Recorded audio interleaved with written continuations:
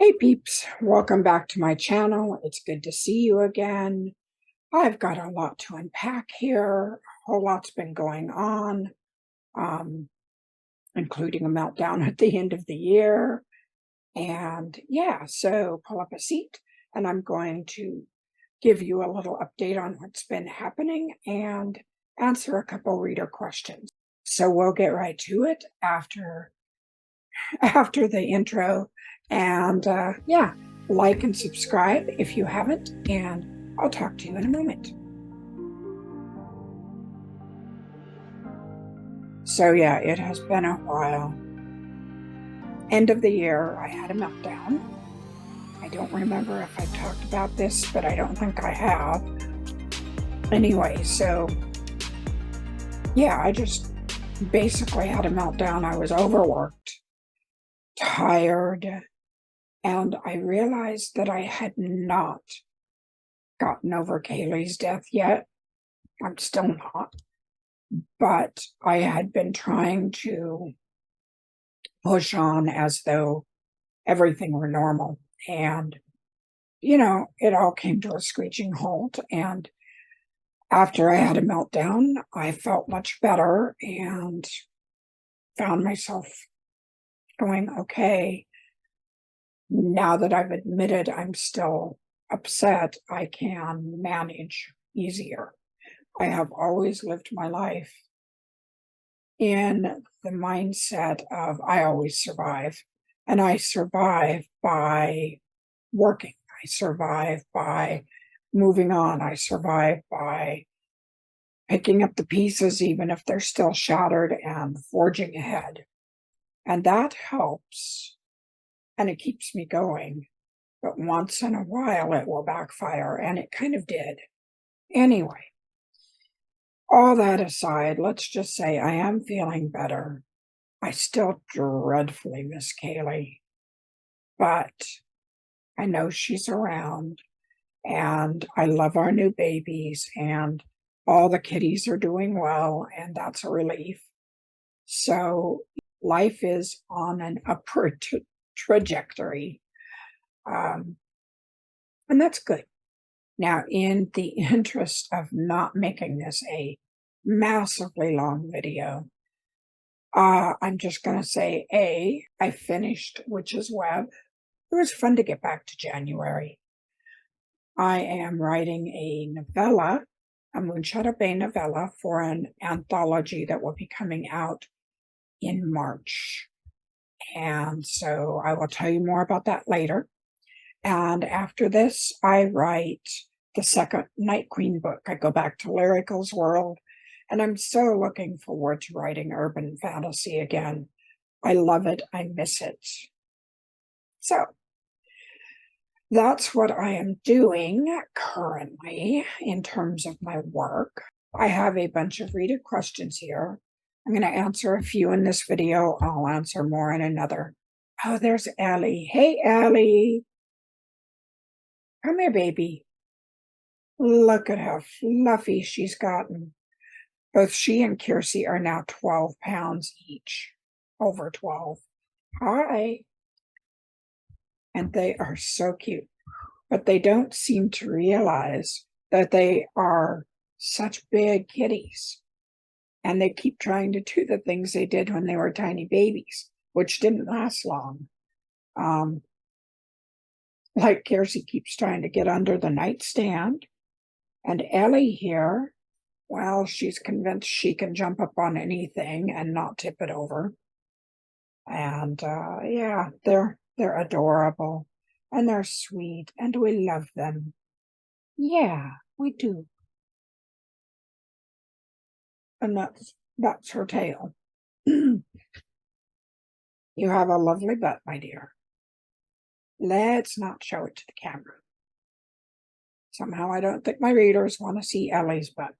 But look at her fluff. Look at her fluff. Oh, you sweet pumpkin. Okay. Speaking of cats, Ryan wants to know if I have a favorite breed of cats. especially since I write about them so much. Well, I love cats in general. They're my favorite animal. I adore them. I feel like I have a spiritual understanding with them, especially since one of my spirit animals is the black jaguar slash panther. But I have a special connection with the house cats, and especially torties. Now, torties are not a breed in themselves, but they do have an extra gene. And having had many, many cats in my life over the many years I've lived, and a number of them were torties, I can tell you, torties have a different attitude than a regular cat, than a cat who is black or Russian blue or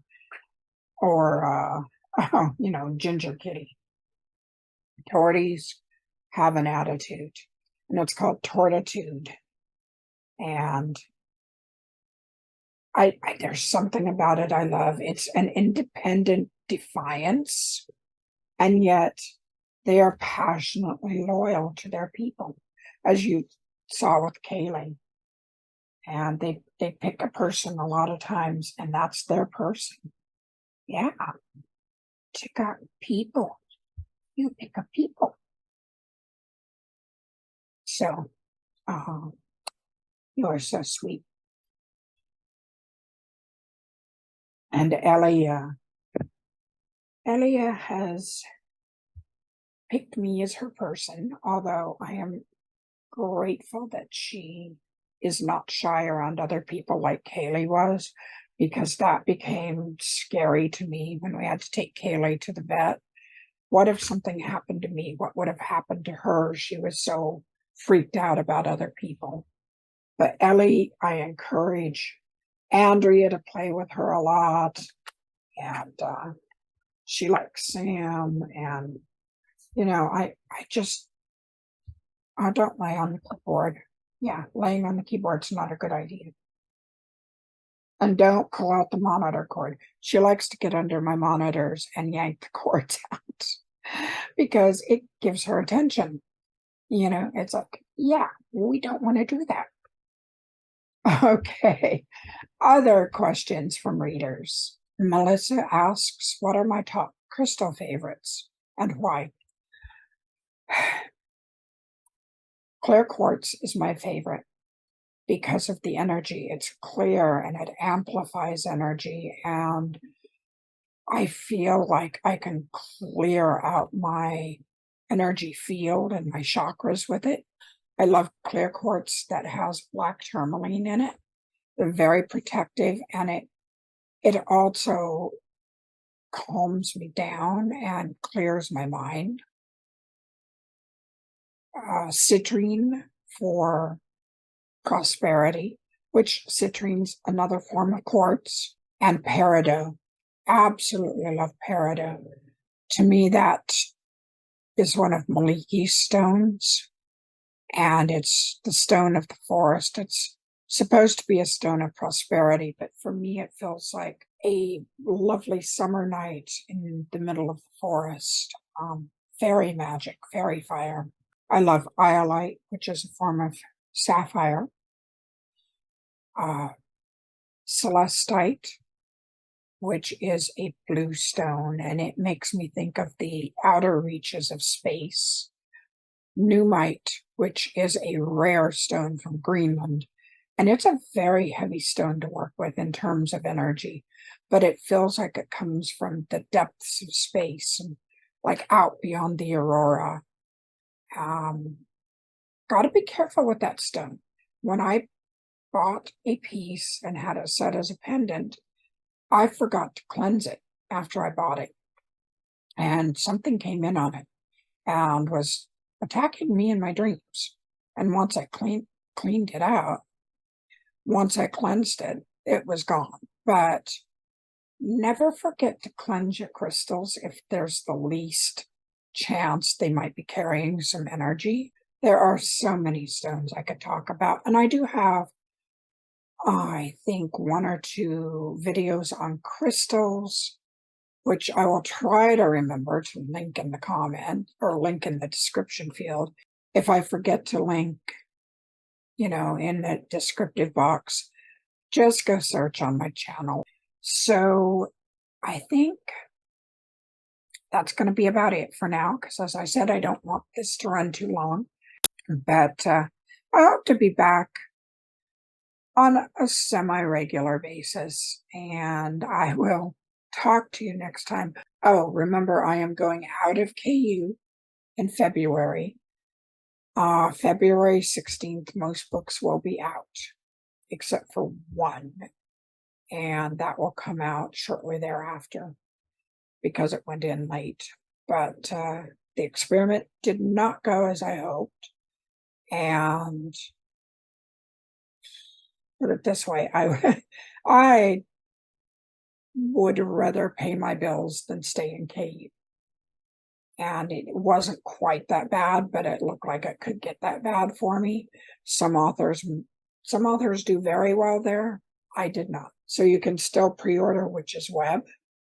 You can pre-order Cursed Web, which will be the book after that in the Moon Shadow Bay series. And you can pre-order Shattered Spells and Fractured Flowers, the next two Night Queen books. And so, yeah, I will talk to you later. Take care. I hope you're doing well. And hopefully my voice will be better and better as time goes on. It's definitely picked up from a couple months ago. I couldn't have made this long a video then. But so yeah, talk to you later. Bye.